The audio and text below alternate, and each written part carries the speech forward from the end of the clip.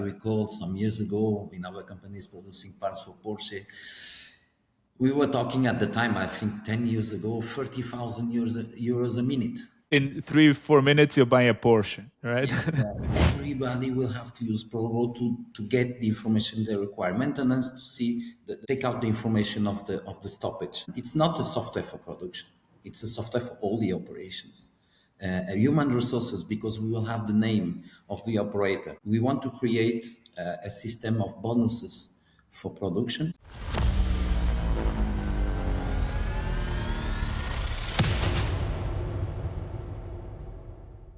Welcome to the Connected Shop Floor podcast, where we explore real stories and big ideas that keep the factory floor buzzing.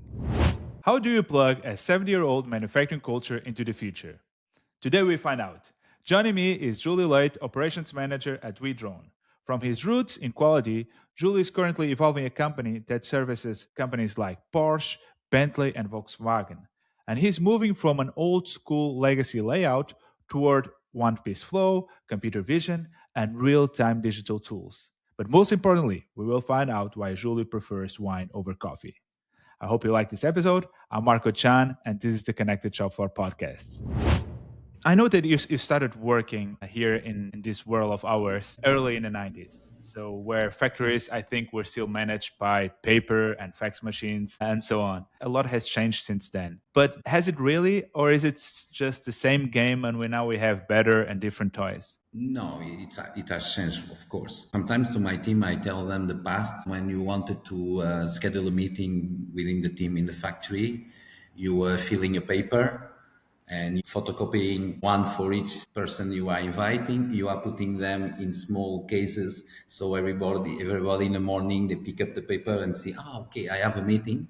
At the time, and comparing to now, because now it's easy, you go to the computer, you schedule a meeting in 5 minutes. No? 5 minutes after, you have the meeting. So it's so easy that people schedule meetings and do not check if the person is available, is not available. And in the past, because we were doing it manually, everybody was coming to the meeting on time because it was like that. It's the same with the emails. I have a policy here in with my teams. If it's urgent, call me or come to find me. Don't send an email. And these technologies that I remember we were using fax and all of that. Looking at now, of course, it's easier to transfer information, to state things and to send to other companies. Of course, it's easier.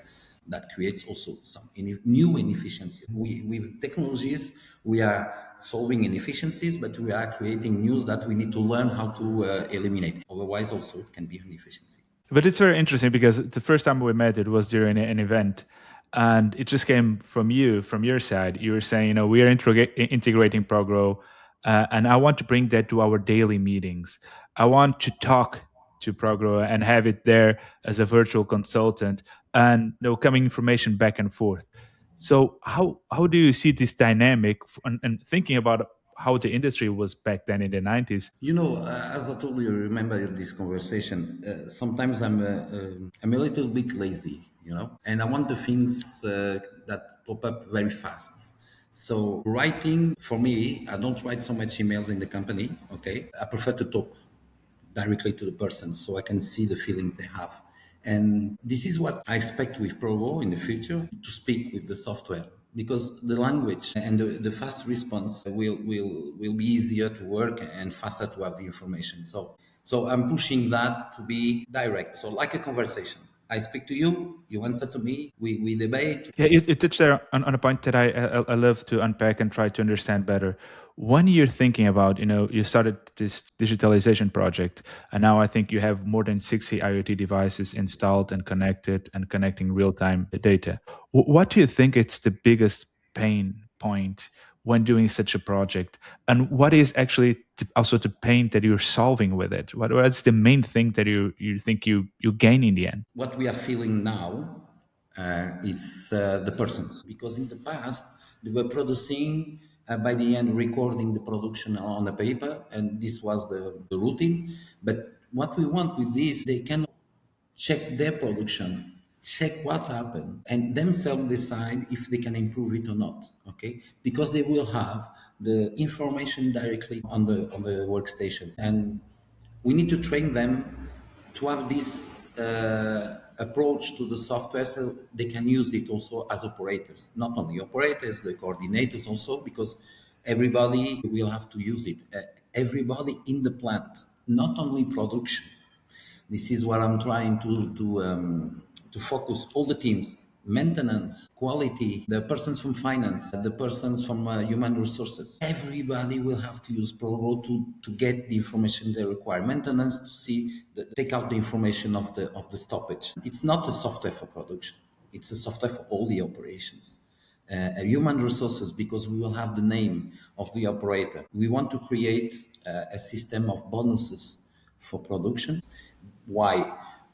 Because we will have the correct data.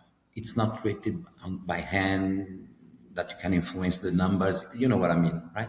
So we will have the correct information to decide how we will define a program of bonus for the operators. Okay, we all more or less we already have decided that it will be essentially based on quality and availability, not productivity, because I have bad experience in the past to make bonuses on productivity, because people will do whatever it's needed to have the number, and quality first. So quality will be the most important, let's say, KPI that we want, and ProGrow will help us with that, because the data will be correct, the people will see, and will be able to decide to stop because they are producing non-quality.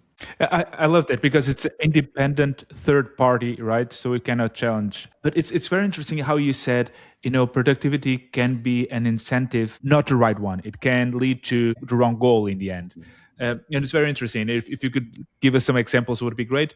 But why is availability then also one of them? So quality for sure makes the complete sense. But why do you also look into availability? It is important because the number of machines we have some, let's say, some years. We are starting to buy new machines to substitute. So one of the most important points I want to check in the next months is if the availability is only due to breakage of the machine, stoppage of the machine for maintenance, for anything, but also for micro stoppage.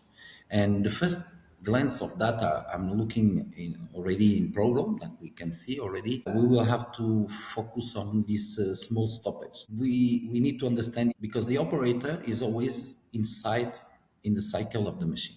Okay, but we are seeing some micro stoppage that we have to understand if the intervention of the operator when the machine gives some signal and you have to push a button because of whatever, if he's well trained for that to reduce those micro stoppage.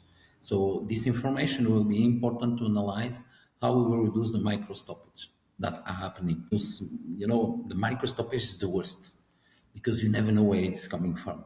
When the machine stops because he has something, it has something, the maintenance will find the problem. But when it's a small stoppage for some seconds, and again and again and again and again, so why?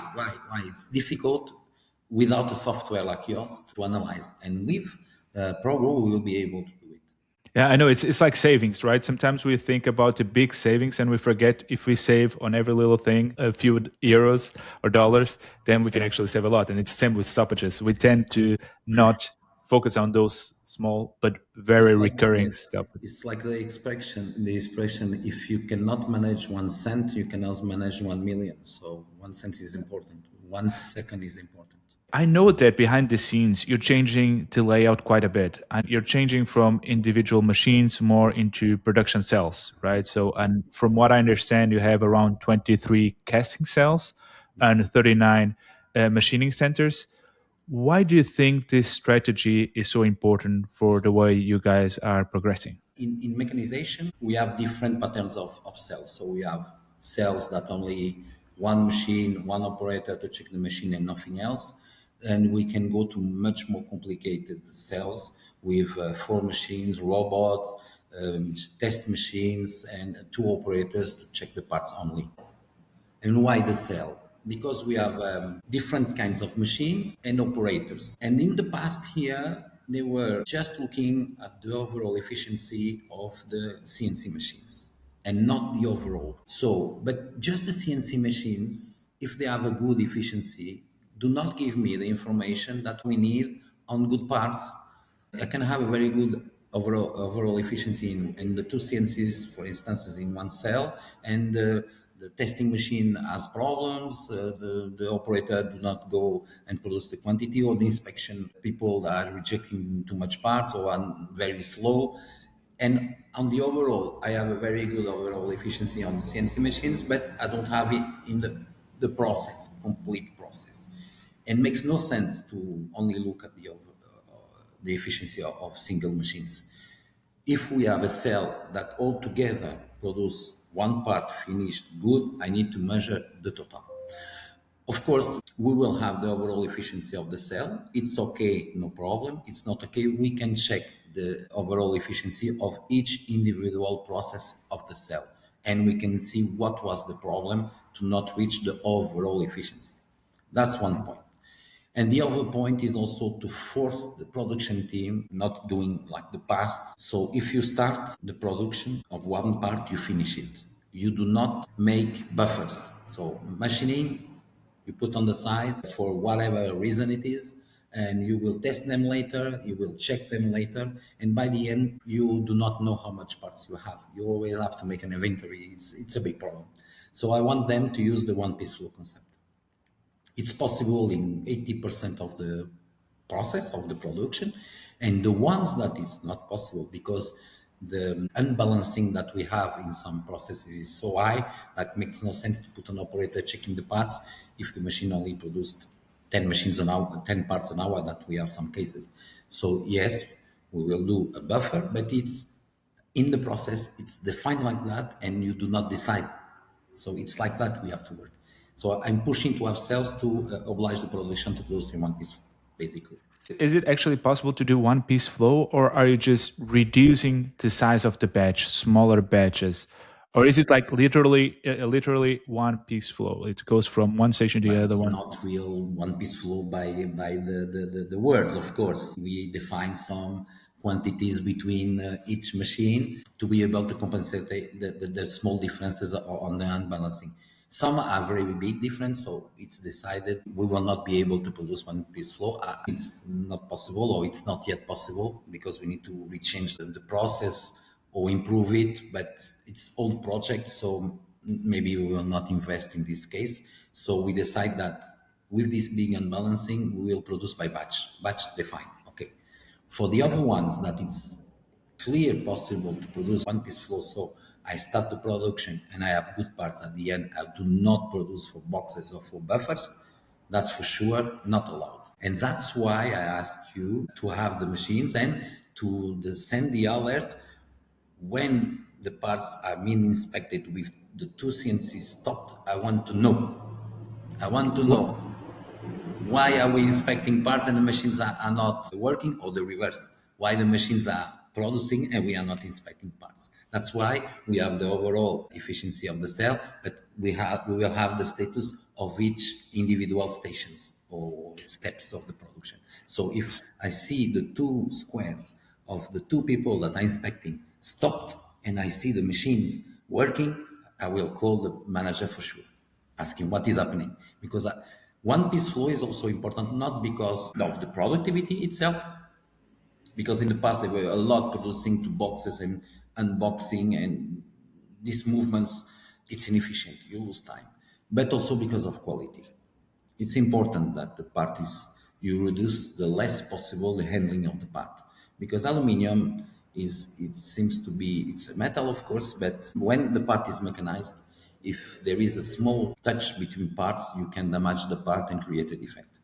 So reducing the handling is the most important also in this kind of parts, in most of them. Let me quickly thank today's sponsor, ProGrow. On this podcast, we often talk about the impact of data and AI on manufacturing sites, and something that comes up again and again is exactly the lack of data, and more importantly, the lack of clear, actionable insights. And that's exactly what ProGrow does. Trusted by more than 100 organizations, from the food and beverage industry to the automotive, covering virtually any sector of the market, ProGrow helps manufacturers get real-time insights from their machines. So visit progrow.ai and download the free app. Thank you. So you look at the quality and you think if we work in production cells, it will be higher. With less handling, also productivity will be higher. But did you actually change also the layout of your factory, or is it just new management style? I moved some machines because we are also in a program of automatization of some cells to reduce the amount of manpower used, but not the layout itself. We have changed also the benches of inspection that have generated a new small layout just to be sure that the part arrived in convenience to the inspection station, but not big changes, small changes just to align the one piece flow, let's say. We have added some transportation devices from one part to the other, small things, so the operator do not have to move. That's another thing very important, but not big things, small things, not spending too much money to improve. We talked a lot about quality, but actually you studied electronics and software development and informatics. And also you have this diverse set of previous jobs where you worked from being a teacher to other companies. And also you were born in France and now you eventually went to come back to Portugal. And then you started mainly, I think your main backbone was developed by the quality department, right? For many years. Well, I have, yes. Have so many different functions inside of companies, that from product engineer to plant manager and now operations manager, passing through project management, quality, logistic, and business development also. So because I was lucky to mainly work in a company called Sficosa, and at the time I was challenged a lot because of reorganization to have new functions, and I was not afraid to have a change in my functions. And this is also me, because 3 or 4 years in the same thing is boring. And for me, it was very nice because I was doing new things. Traveling also, that in the past I traveled a lot around the world. I've been in many countries, new people, new food, new everything, and I enjoy to have new things. Okay. My friends, then people that knows me, if I'm too much in the same place, I start to be bored. Even 3 hours seated in a restaurant, it's too much for me. It's eating and go for the next stage. And this is where people in the plant knows that I have an office. Most of the people knows that to find me, I will be around. So call me to see where I am if you want to speak with me. And this is what I want the persons. Okay, you need to have a moment you stay seated in your computer to see emails, to approve things, because today you have everything in the computer to approve purchase orders, to approve extra hours, all the things that the manager has to do, of course. But I do it by the end of the day. So during the day, it's speaking with persons, everything is okay, the plan, how it is, and to check on all the departments. And this is how I like to do it. Okay, so that's why ProGrow will be in my phone and not so much in my computer, because I will be looking to productions, speaking with logistic or with quality, and looking at the phone. Do you see that role as an operations manager changing a little bit throughout as we are implementing more digital tools? Is it still so important to be there on the shop floor and managing by walking around? Well, nice question. As soon as you have people, even you automatize, even you digitalize, but if you have people, there will be the need of managing inside where you work. Unless you have a business that's the dream business, that the owner, the manager arrives with the key, factory on, take a coffee, look at the newspaper. By the end of the day, look at the clock, okay, factory off, and goes home. Unless you have that, okay. If you don't have that and have people, you will need always somebody to manage. But you have also another question: is it's not only what happens inside your business that you have to manage.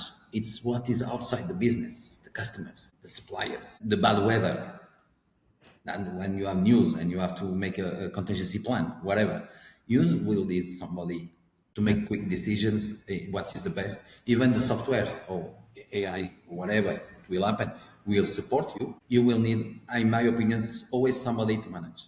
And if you don't look from an operations manager perspective and now looking, for instance, as a quality inspector, now we bring, for instance, computer vision, right, which is Yes. checking errors and trying to prevent them from starting. How do you see these roles in terms of quality changing as we bring these new tools inside? Well, as you know, we have started also this year. We have finished to negotiate a project for artificial vision for the first time here with WEDRONE.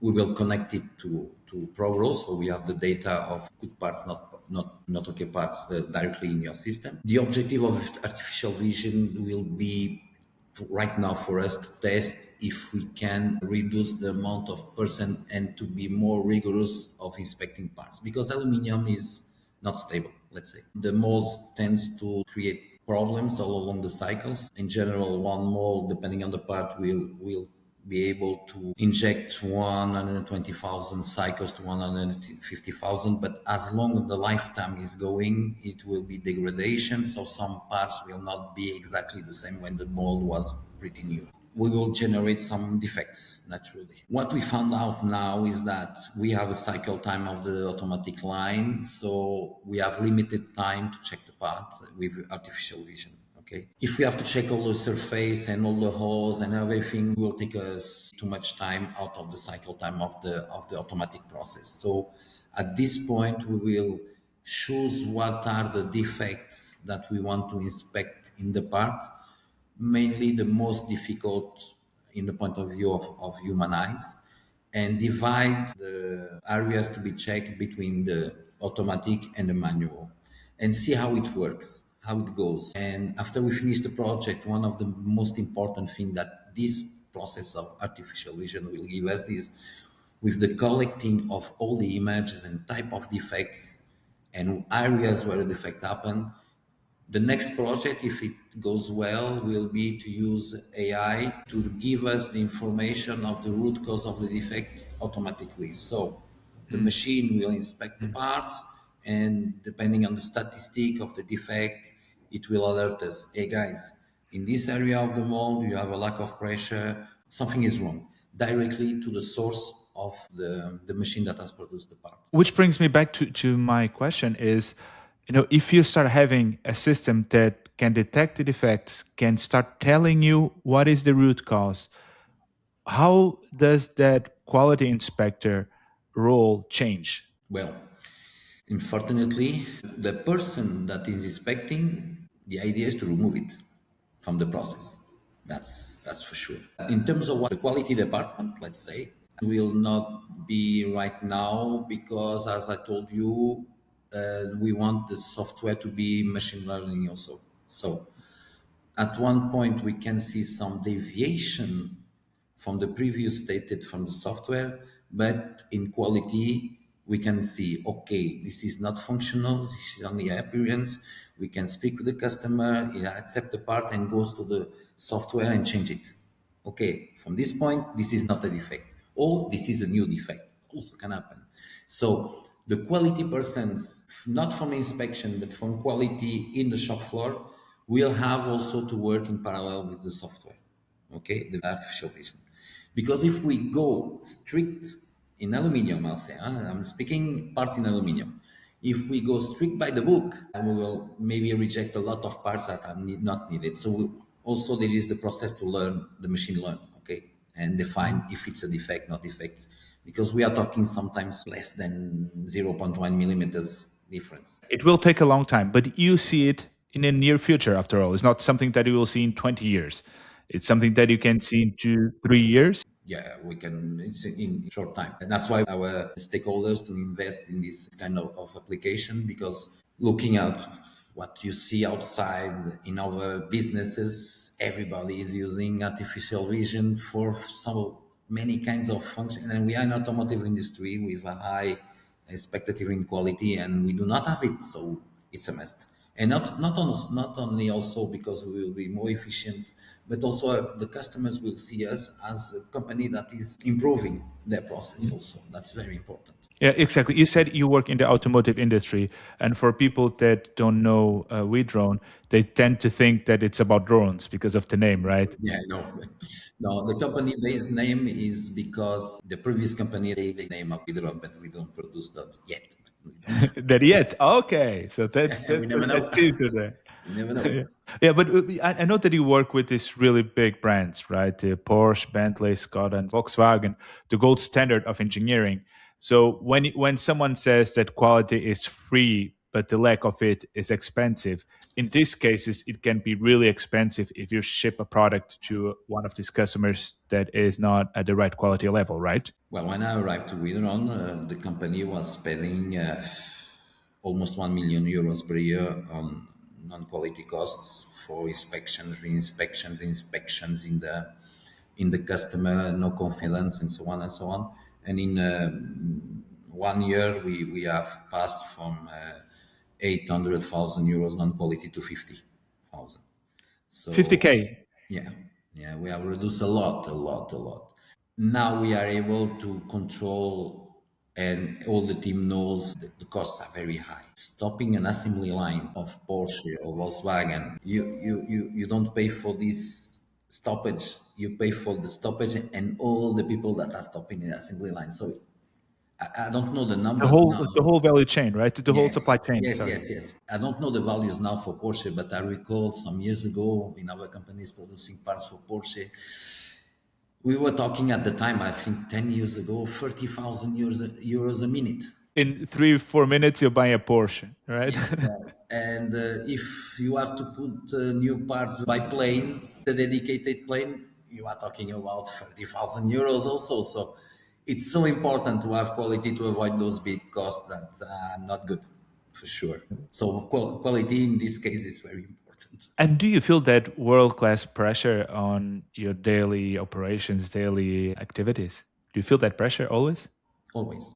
Hopefully they are paying accordingly to that pressure. Well, depends on the cases, but automotive industry is known by this pressure. Even you are okay, you are good in the quality, you are good in logistics because you have the correct stocks in your plant, you have the correct stocks. Demands by customers are not stable in automotive industry unless you work with Toyota. In right now with the electric cars, but still building combustion cars and the laws that and people and the market and so on, they reduce, they at one point after that they increase. So the stress is always there. Yeah, I think if you work in operations and if you work in production and so forth, and with that high pressure, you have to love it, right? You have to, like, as you're saying, you don't like to be sitting around the table for 3 hours. You like action. You know, it's 26, 27 years already, different function, but it's normal. This is how it is. I don't see myself working out to a job that is more calm, more stable, because maybe I will be in depression. Yeah, I know, I know. You're hooked to that adrenaline, right? Yeah, and your team has already feel it, my adrenaline, because this software is so important for me, for us, for the company. Last meeting, I said to Vasco, that is a very nice person, Vasco, I'm stressed. I need this, please, please, please. So you feel a little bit my stress also, but this is part of the job. This is normal. Yeah, because it's a domino effect, right? You know, these big players pass that pressure to the first tier, to the second tier, to their suppliers. Now everyone is feeling the stress, the heat, and right? If you are first tier, is very high. If you are second, third tier, it's not so high, but you know it's like With the whip effect, right? yes, The exactly. whip effect. So a problem that happens, the third tier will feel it the most, right? Because Yeah, it's exactly. Yeah, the delay time when it gets to them. Its urgency is really high, right? yeah, yeah. That's you feel it in this kind of business. And you guys are first tier, right? First tier when we supply Porsche or Volkswagen, and some we are second tier when we supply LG, for instance. We produce aluminum parts to put some electronic components inside. So we supply Yazaki, we supply LG, and we supply also Valeo that produce AG parts, throttles and things like that. That goes after that to the OEM. So yeah, we are first and second tier depending on the case. Yeah. Julio, allow me to shake things up a little bit and move to a segment which we call Press and Guess. The whole idea is I throw a few questions at you, and the challenge is for you to answer them in a quick format way. Yeah. Is that okay? Yeah, well, that's good. Which one is more unpredictable, aluminium or informatics? For sure, aluminium. The aluminum itself is predictable, but when you transform it, you never know. As I spoke to you with the molds and the high pressure, the high temperature, today you are producing well and tomorrow you have a small issue. So for me, right now, aluminium is much more unpredictable than informatics for sure. And when we look into AI, do you see AI as a job stealer or as a job saver? That's a complicated question. There is a lot of people, when you read the news and you go online and you see that it can be a job stealer. And when you see those news, you are talking about even guys from tech that are losing jobs because of AI.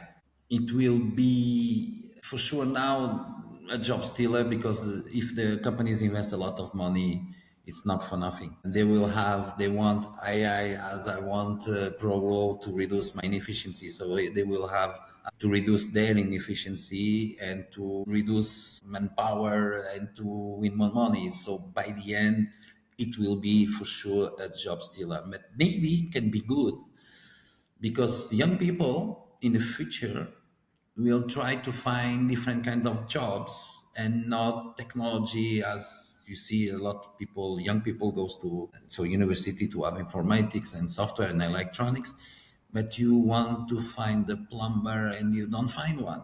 So I hope the future will give good jobs, very well paid jobs for this kind of jobs that are disappearing now because AI will not solve an electric problem at your home. When you look into a factory in the future, do you see that a lot of the workforce will be reduced? Of course. Yes. Yes. So let's go to the next one. Success is 100% OEE or 100% customer satisfaction? 100% customer satisfaction. That one makes sense, right? You don't want to have like the most efficient factory, but your customer is not happy. Makes no sense. You are good at producing, you are very good. Your customer is not satisfied because of the price or whatever. Makes no sense. You cannot live without customers, right? AI in a shop floor, do you see it as a tool for managers or a tool for operators?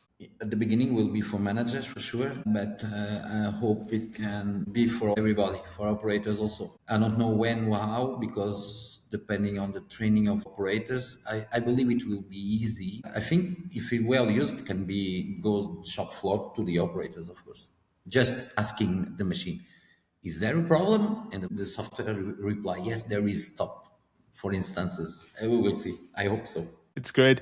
And what's the best insight for you nowadays? Where do you get the best insight? Is it from real-time data or is it from morning meetings? Well, real-time data for sure. Even I will maintain the meetings, but will be shorter and data will be already available. We will go directly to the actions and not analyzing the information. So, yeah. How do you think it's that percentage nowadays between, sharing information, what's the current status quo, and in the second bucket, actions? What are we going to do today? How much time do you spend on these two buckets nowadays? So we start with safety. We go for quality, and each production manager will explain what happens in the day before. Okay.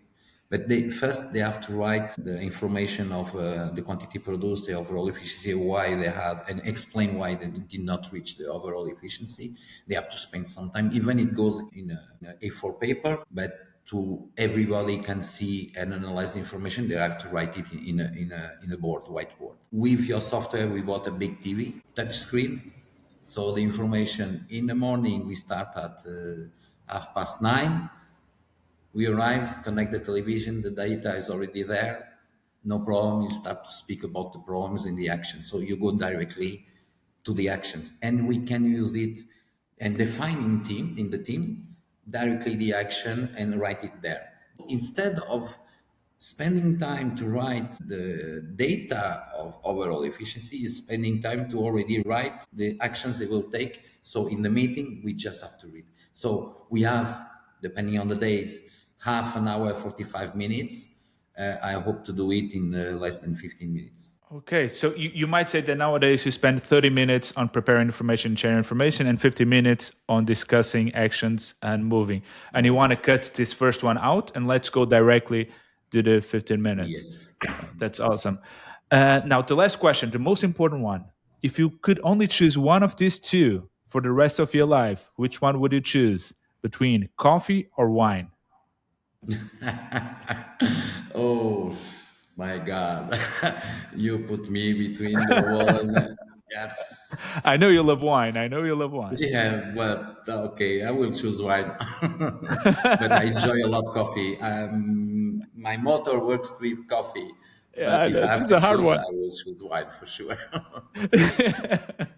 Yeah. I think eventually, we will be used of not having coffee, but wine, it's just a sad life. Thank you very much for playing along, Julio. Now, you touched on something before that I think it's very interesting, is you said that the mother company, which was an R&D company, mainly focused on R&D, WEDRONE, eventually bought the company you're currently working, acquired the company currently working. And it was not long ago, it was in 2022, right? Yes, So and December 22. December 22. And I know that company, as you said, was already 70 years old. So I can imagine it had a strong traditional side to it.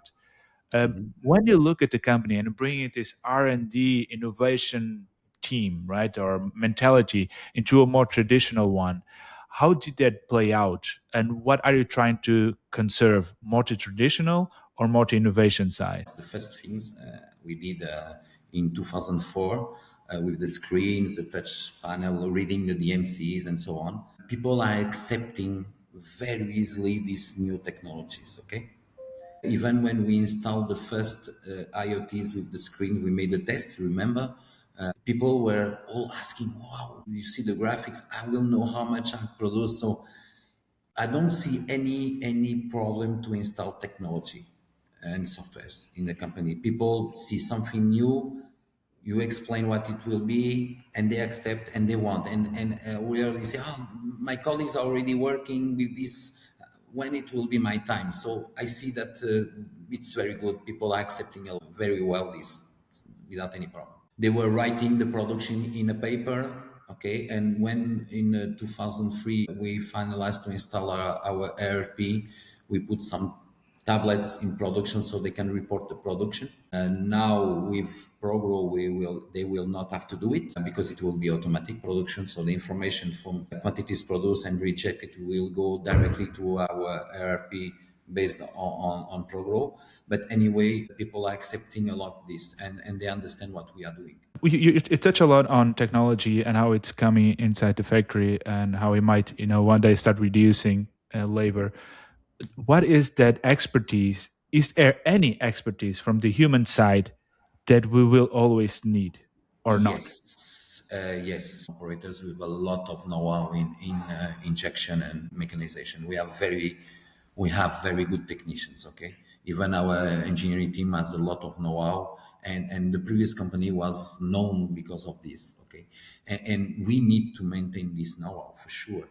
We will need those persons with this know-how. There is always variations on the molds, and we need somebody to understand very fast where is the problem to correct it, or sometimes adjust some parameters because you need to produce parts to send to the customer and you cannot stop the machine, and so on and so on. So this part that I will not say it's tradition or whatever, it's know-how that is in the head of the persons, that for now it's not possible to remove, connect an USB and put in a software. It's not so easy. We will need the persons for sure for many years in this kind of processes. When you do such an acquisition, you have to have a lot of challenges, right? In terms of the culture that you bring in, and also the new team, the team that it's there and it's being acquired. I can imagine might not be the best feeling as they don't know how the future will be. What was for you the biggest challenge that you have? The persons were very resilient between the end of the other company life They were very resilient, very strong people, willing to maintain the company working. The way, for instance, on quality, change the way people look at quality, for instance. The persons are the same. We are trying to change this culture on management because it's not own family company no more. We are managing the company as if it was an international company. From top management, we do things that were not done in the past.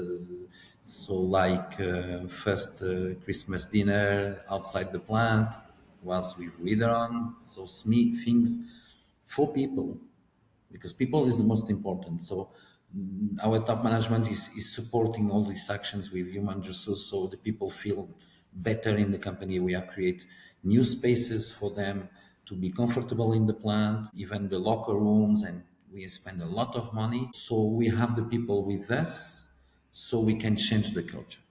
Okay, so the culture of safety, culture of quality, the culture of fast response, the culture of teamwork, the culture of solving problems. Okay, so this is what we are doing. Okay, so basically, it's investing money in softwares, in new technology, but also investing time in changing the culture directly with the persons. That is the most difficult, I would say to you. But gaining that trust initially is hard, right? So Yes, that and yes, it's yes, yes. crucial. Yes. I have a small story. A person from production one day look at me and I say, when you arrived, we thought it was okay, another one guy that comes here to do the same. Okay. But really, even with many people, they say, well, it's a little bit different. Because we are speaking with the operators. And when you walk, I was quality manager 2 years ago, walking in the plant, so the persons are not afraid to speak to you. Okay, you speak exactly to an operator as you speak to a high manager. Okay, this is very important. Of course, you have to be careful sometimes when you are in production to not short circuit the persons that are in the middle as the coordinators of production, whatever. So you need to bring everybody to the discussion in the shop floor. And this is different. And this is a way to change the culture also, of course. So as I don't know if I already told you, but every month we join the people from each shift that had birthday in the previous month. Okay, awesome. Yeah, together, depending wherever they are. If they are operator or if they are managers, logistics. So in the month after, everybody that had birthday with a coffee and me and the general manager, we are sitting and we wait the persons to speak any issue they have or they want to be solved or what they think about what is happening. If they think we are on the correct way, so we also can have feedback. They are feeling that we are improving, feel the difference. We are investing in changing the roof, for instance, a lot of money. So we want the persons to give us feedback, what they are feeling. And also, if there is things that are not okay, to directly ask us if we can solve the issue to the general manager. So it's a big different cultural way to be in the company. Yeah. Now, thinking a little bit, and we're now wrapping up our conversation. When you look back at your career, and if you could talk to a young Julio that is starting as a production manager back in 2000, what would you tell him? What would you advise him? I will say to this young guy that you will lose your hair for sure, but don't regret your decisions and take the decisions you have to take. Don't be in a comfort zone. Don't be afraid to move from another area. Don't be afraid to change. And this is what I do to this new guy. Don't regret. Take the decision. Go in front. Move. Of course, things will always be changing and you have to adapt. So do it. Don't be afraid. And I know you spent quite a bit of time in France, and then you moved to Portugal. What do you think we can learn from them, and what can they learn from us? I came from France in 1984, so it was years ago. Okay, Yeah. when I I still. was even not born yet. Well, I can remember moving from a country like France in the 80s to Portugal was a slight bit difference, of course. Okay, but I'm proud of Portugal. You know why? Because now this is some French are willing to come to Portugal to live. I'm proud of this country because of that. Do you see that difference in the 90s, how it was France and Portugal, and nowadays, is it still that big difference, or is it No. becoming smaller? No, no, no. Of course, it's different because France is a big country, Portugal is still a small country, and our contribution is not the same, of course. The businesses, looking at the 70s, 80s, mainly 80s, were moving from Germany to France to Spain and coming to Portugal, and now they are moving from Portugal to north of Africa and other places. Portugal now is not so cheap than it was in those years, and we are exactly in the same level, not in salaries, of course, because people compare the countries because of the salaries, but sometimes forget that the cost of life is cheaper here in some cases, not now, but because of the renting, but in the past. We receive 14 months and some countries only receive 12 months. So we can improve as a country for sure. I don't know if we'll be in industry because our labor cost is getting a point that maybe we need to change what we want to produce in Portugal, or what it will be the future business, so we can stay a nice country. But by the end, as I travel all around the world, me, Portugal is still the best country in the world for a lot of reasons. And as I told you, I have some French friends that enjoy to come to Portugal. In some cases, they move from France to Portugal. And they develop the business from here in France. The big question is not if we are in the same level or not, is Portugal able to continue the path of growth, but not looking at the industry because of the costs. So we will see what will be the future. Maybe softwares, that is already happening. I think it's a great way to finish. Julio, thank you very much for joining us. And it was really insightful. Thank you. It was nice. And thank you for having me here to have this conversation. It's a pity we don't have a wine together, but maybe we can have this conversation with a very good bottle of wine. Next time we will do that. Thank you for the invitation. Join our connected shop floor communities on LinkedIn and Reddit. And subscribe our channels.